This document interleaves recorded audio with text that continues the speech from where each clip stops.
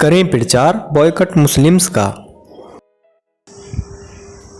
बॉबी देओल एक इंटरव्यू में बताते हैं कि 15-16 मेकर्स के साथ बात चल रही थी कि फिर अचानक से धीरे धीरे सब पीछे हटते गए और अंत में उनके पास काम नहीं रहा। ये एक वानगी है कि आखिर कैसे एक के बाद एक अति लोकप्रिय कलाकार जैसे गोविंदा, सनी देओल, बॉबी देओल धीरे धीरे बेरोजगार होते चले गए, या यह कह लीजिए कि किसी के इशारे पर बेरोजगार कर दिए गए और फिर खान तिकड़ी का उदय होता है। जिस बात को बॉबी देओल धीरे से कहते हैं उसी बात को गोविंदा आश्चर्य के साथ कहते हैं। गोविंदा का कोई भी इंटरव्यू उठा लीजिए, उन्हें समझ ही नहीं आता कि आखिर उनके स्टार्टअप को कौन खा गया। उनके इंटरव्यू में एक चीज़ साफ दिखती है, इन सबसे पृथक सनी देओल ने इस विषय पर गरिमामय मौन धारण कर लिया और कभी कुछ नहीं बोला। बड़ी पीड़ा से कई बार उन्होंने यह भी स्वीकार किया कि कोई भी बड़ी अभिनेत्री उनके साथ काम नहीं करना चाहती है। सनी देओल फिल्म इंडस्ट्री के अकेले ऐसे कलाकार थे जिनके अंदर किसी स्टार का भय नहीं था। वे स्वस्थ प्रतिस्पर्धा से विचलित नहीं होते थे, वरन 2 कदम आगे बढ़कर चुनौती स्वीकार करते थे। जब आमिर खान के सामने कोई फिल्म रिलीज करने का साहस नहीं करता था, तब 90s में आमिर की दिल के साथ सनी की घायल रिलीज हुई, लगान के साथ गदर रिलीज हुई और राजा हिंदुस्तानी के साथ जीत रिलीज हुई। और सनी देओल की ये तीनों फिल्में सुपरहिट रही थे। जो लोग अंडरवर्ल्ड का पैसा फिल्मों में लगा रहे थे, उनके लिए सनी देओल लोग गले की फांस बन चुके थे। कुल मिलाकर सनी देओल अनमैनेजेबल थे, सनी करप्टेबल नहीं थे। सनी को अंडरवर्ल्ड ने जबरन बेरोजगार किया, अन्यथा 2 बार नेशनल अवार्ड जीतने वाले अभिनेता के पास काम नहीं होने का और क्या कारण हो सकता है। सनी देओल के रेस से बाहर होने का सबसे अधिक फायदा सलमान खान को हुआ। सलमान खान सस्ते सनी देओल के तौर पर उभरे। एक के बाद एक एक्शन फिल्में सलमान खान को मिलने लगी। वो समय ऐसा था जब एक्शन फिल्मों में 5 सितारों का राज हुआ करता था: सनी देओल, संजय दत्त, अक्षय कुमार, अजय देवगन और सुनील शेट्टी। सनी देओल की कीमत पर सलमान खान स्टार बने। सनी देओल अंडरवर्ल्ड के निशाने पर कैसे आए, इसका आगे बताता हूँ। बात को पूरा समझना है तो क्रोनोलॉजी समझिए। पाकिस्तान ने एक साजिश के तहत अपने यहाँ फिल्म इंडस्ट्री को पनपने ही नहीं दिया, पर भारतीय सिनेमा जगत में उनका स्ट्रेटेजिकल निवेश सदा से ही रहा। पाकिस्तान में बहुत कम फिल्में बनती थीं और जो बनती थीं उनके केंद्र में इस्लाम रहता था। कुल मिलाकर पाकिस्तान की फिल्म इंडस्ट्री सरिया कॉम्प्लाइंस रही। अपने यहाँ उन्होंने इस्लाम केंद्रित सिनेमा रखा और मनोरंजन के लिए भारतीय सिनेमा सदा उपलब्ध था ही। पाकिस्तान के भारतीय सिनेमा में स्ट्रेटेजिकल निवेश ने ही फिल्मों के माध्यम से सॉफ्ट इस्लाम और इस्लामीकरण के दरवाजे खोले। यही से सिनेमा हिंदू विरोधी बना। आज की फिल्मों में जो हिंदू विरोधी मानसिकता है, उसका बीज आज से 50-60 पहले बोया गया था, जो समय के साथ वृक्ष बन गया और हिंदू आस्थाओं का अपमान करना बहुत छोटी सी बात हुआ करती थी। इसी मिशन का अगला चरण था अरबों की फिल्म इंडस्ट्री का पूर्ण इस्लामीकरण और उस पर जिहादी अथवा जिहादी मानसिकता के लोगों का अतिक्रमण।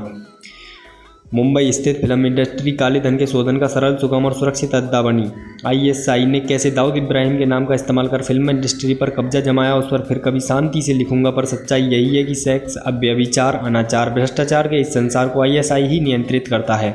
आज इस विषय पर सोनाली बेंद्रे का बयान है। उन्होंने बताया कि वे आखिर कैसे उस समय के अपने पुरुष मित्र, जो कि आज उनके पति हैं, उनके सहयोग से अंडरवर्ल्ड के शिकंजे में फंसने से बची नहीं। पर हर कोई सोनाली बेंद्रे जितना भाग्यशाली नहीं होता है। अंडरवर्ल्ड यह कह लीजिए ISI पाकिस्तान का पैसा फिल्मों में लगता था और ख़ास बात यह थी कि वे केवल मुस्लिम हीरो की फिल्मों में ही पैसा लगाते थे। जब सनी देओल उनके सामने फिल्म रिलीज करते थे तो उनका सीधा नुकसान अंडरवर्ल्ड को होता था। यहीं से सनी देओल और गोविंदा जैसे लोग निशाने पर आए। गदर की रिलीज के समय पाकिस्तान के मीडिया में सनी देओल एक सनसनी बन चुके थे। हर रोज़ कोई ना कोई चैनल सनी देओल को लेकर बहस कर रहा था और उन्हें इस्लामी विरोधी और पाकिस्तान विरोधी के रूप में प्रोजेक्ट कर रहा था। सनी देओल के अंडरवर्ल्ड के निशाने पर आने का यह दूसरा कारण रहा। पाकिस्तान में आज भी सनी देओल से नफरत का आलम यह है कि वहाँ होने वाली कॉमेडी शोज में सनी देओल के डुप्लीकेट को लेकर उनका जमकर उपहास बनाया जाता है। हिंदू विहीन फिल्म इंडस्ट्री बनाने के लिए जरूरी था कि सनी देओल, गोविंदा और नाना पाटेकर जैसे महालोकप्रिय कलाकारों को ठिकाने लगाया जाए। पाकिस्तानी स्ट्रेटेजिकल निवेश में यह काम बखूबी किया और धीरे धीरे उनको इनके काम मिलने बहुत पहले कम हुआ और आज लगभग बंद ही है। आज हर बड़ा स्टार या तो मुस्लिम है या वॉक यानी कुत्ता, जिनका काम होता है होली पर पानी बचाओ, दीपावली पर प्रदूषण मत फैलाओ का ज्ञान दे रहा। गोविंदा जैसे संस्कारी हिंदू अब फिल्म इंडस्ट्री में बहुत क्रूरता के साथ दुत्कारे जाते हैं। यहाँ से समय करवट लेता है और युवा उठ खड़ा होता है और कहता है कि अब बहुत हुआ, जब सनातन और का अपमान नहीं सहेंगे। बहिष्कार की जो आँच है उसकी तपिश बहुत दूर तक है। जी हाँ, बहुत दूर तक, इतनी दूर तक कि आम आदमी सोच भी नहीं सकता। पाकिस्तान का 50 साल से बनाया हुआ इकोसिस्टम ढह रहा है। भले ही बहिष्कार और बॉयकट जैसी चीज़ें सामान्य बहुत बचकानी लगती हों, पर इनकी मार बहुत गहरी है। भक्तों ने लाल सिंह चड्ढा के साथ जो तर्रूस खेला है, उसकी धमकी पाकिस्तानी मीडिया में सुनाई दे रही है। आतंक और अपमान का टाइटैनिक डूब रहा है और जब आमिर खान जैसे लोग तमाम बात तो कहते हैं पर अपने किए पर शर्मिंदा नहीं होते और क्षमा याचना नहीं करते, तो ऐसा लगता है जैसे डूबते हुए टाइटैनिक पर बैंड बजाया जा रहा है।